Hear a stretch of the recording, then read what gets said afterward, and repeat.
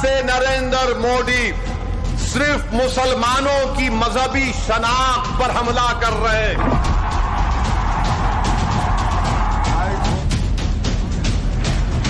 11 साल से नरेंद्र मोदी सिर्फ मुसलमानों की मस्जिदों को छीनने की कोशिश कर रहे हैं।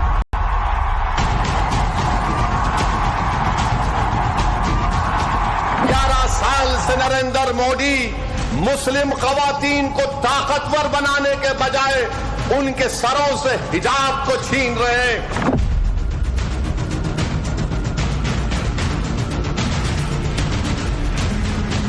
यूनिफॉर्म सिविल कोड के नाम पर हमारी शरीयत को हमसे छीनना चाहते हैं।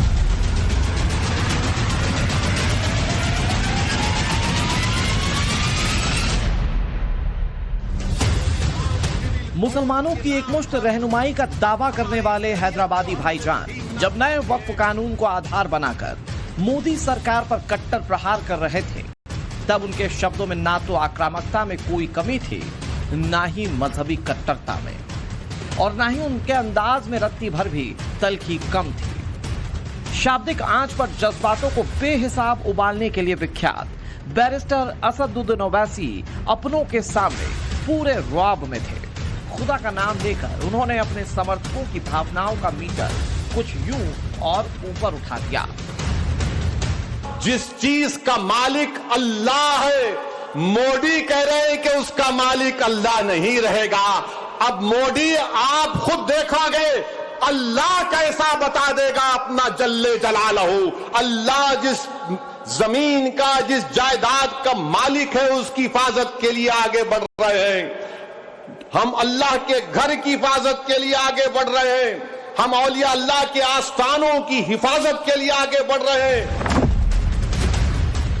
तेजाबी तकरीर देने के लिए विख्यात असदुद्दीन ओवैसी चार मीनार से चंद फलांग की दूरी पर ही खड़े थे। अपनों की बेहिसाब भीड़ के सामने उनके जुबान से शोले बरस रहे थे। वक्फ के नाम पर एकजुटता का आह्वान करते हुए उन्होंने कुछ यूं मीर जाफर का जिक्र किया। मैं आपसे कह रहा हूं कि अपने सफों में इत्तेहाद को मजबूत रखिए। याद रखो, बीजेपी संघ परिवार हमारे सफों से बाज मीर जाफर, मीर सादिक को खड़ा करेगी। इनसे एहतियात करो। मुसलमानों के इर्द गिर्द अपनी सियासी पतंग उड़ाने वाले असदुद्दीन ओवैसी जब वक्फ के नाम पर अपनी स्वीकारोक्ति को विस्तार देने खड़े थे, तब उनके शब्दों में शक था, अंदेशा था, आशंका थी। ऐसे में सवाल उठ रहे हैं कि असदुद्दीन ओवैसी ने किसे मीर सादिक और मीर जाफर कहा। नए वक्फ कानून को मुसलमानों के समर्थन से खलबली क्यों है? क्या कब्जाधारियों के खिलाफ उठी आवाज से एक बेचैनी है? क्योंकि जब ओवैसी सरीखे नेता मौलानाओं के आश्रय अल्पसंख्यकों को गोलबंद करने की कोशिश में लगे, तब मुसलमानों के बीच ही कुछ आवाजें यूं उठ रही हैं। विरोध वो कर रहे हैं जिनके पास इसकी प्रॉपर्टियां हैं, वक्फ की जो कब्जा कर हुए बैठे। इस प्रॉपर्टीज का दुरुपयोग कर रहे थे, उनकी आमदनी बंद हो रही है, इसलिए वो विरोध कर रहे हैं कि जिसने लूटा है उसको लौटाना ही हो।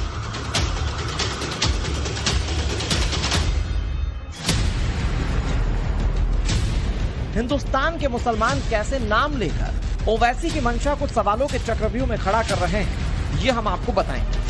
सुनाएंगे कि किस तरह नए वक्फ कानून के विरोधियों का कच्चा चिट्ठा खोला जा रहा है। लेकिन उससे पहले ये सुन लीजिए कि अपने गढ़ में खड़े होकर सीनियर ओवैसी किसे संकेतों में द्रोही करार दे रहे थे। तुम उस आस्थाने की निस्बत का तो लिहाज रख लो, और इस बात को भी याद रख लो कि जब तुम और हम इस दुनिया से जाएंगे तो आरएसएस वाले अगर तुमको खंधे पर लेकर गए कब्रिस्तान में, तो फिर अंदर जाने के बाद जब फरिश्ते पूछेंगे कौन है तेरा रब, तो तुम क्या मोदी बोलोगे या अल्लाह बोलोगे? देख लो इस बात को। हम तो अल्लाह ही बोलने वाले हैं और बोलते रहेंगे। दरअसल अजमेर दरगाह से नए वक्फ बिल के समर्थन में आवाज उठी।